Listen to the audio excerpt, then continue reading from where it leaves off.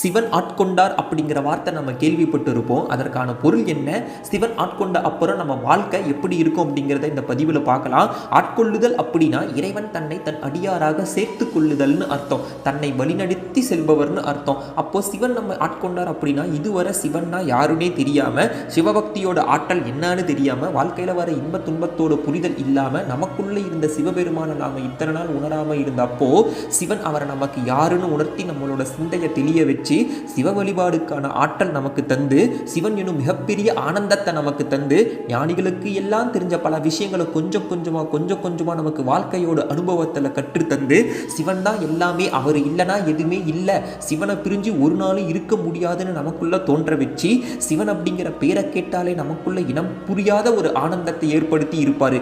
இதை தான் நம்ம சிவன் நம்மை ஆட்கொள்ளுதல் அப்படின்னு சொல்றோம். அப்படி அவர் நம்மளை ஆட்கொண்டார் அப்படின்னா அதை விட பெரிய பாக்கியம் நமக்கு இல்லை. சிவாய நமக.